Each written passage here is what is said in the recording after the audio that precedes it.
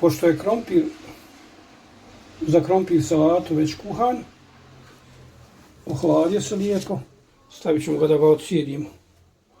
Stavit ćemo da se odsjedi.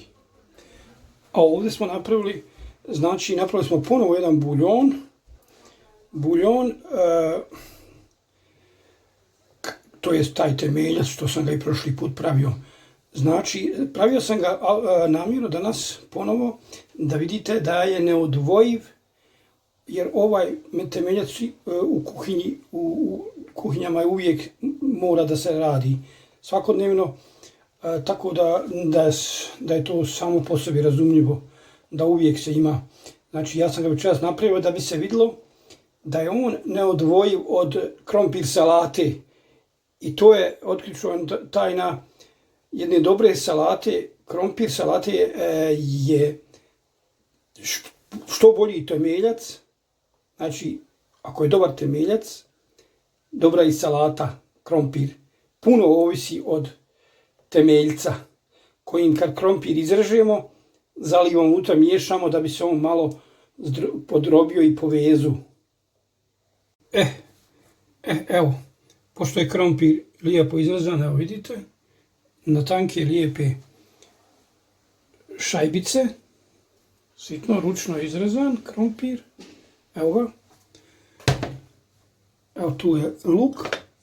Ja nekada luk režem sitno na duge štrajfe, ovaj put sam ga nasitno izrezao, ali obavezno ručno. Ja sam jednom više rekao prije ovoga, luk apsolutno nikada ne režem drugčije nego samo ručno, jer nemam nekih blendera i nekakvih pomagala, jer ovo je najbolji način kad se ručno izreže, ne gnječi se, bude lijep, postojan.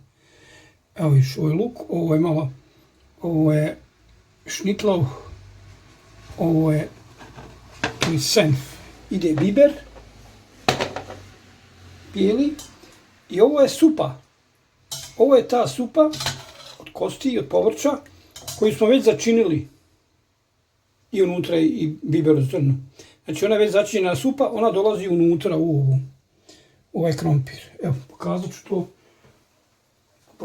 to slikovito, da vidite, evo vidite. Kao prvo dodat ću supu, evo. To je temeljac. Evo, dodat ćemo temeljac. Znači, ovdje leži tajna koliko hoćete da vjerujete, da leži tajna u dobroj krompir salati, u dobroj supi, to je dobrom temeljcu. Ovisi koliko je dobra supa, toliko će biti ukusna i salata. Znači sve sam pokazao šta dolazi, sad ću ja nju izmiješati. Evo, pošto smo ovo sve promiješali, luk, supu, dodao sam biber, evo malo soli, ipak nije dobro slana, probao sam. Evo sirče, ja s jabukovim pravim sirče, neko pravi sa tafel, esigom, sa esencijom, a ja jabukovo sirče preferiram općenito.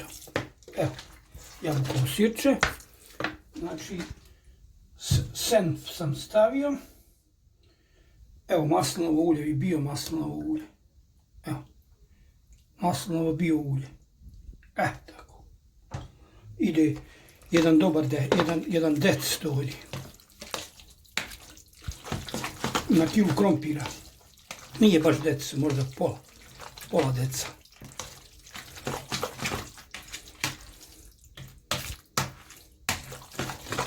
Evo, u stvari svak po svome ukusu. Neka stavlja. Evo ovako, evo vidiš. Ona je sad, vidi kako se lijepo ona izdrobila. Ipak ima isto i strukturu lijepu. Evo, da probam kako je. Odlično.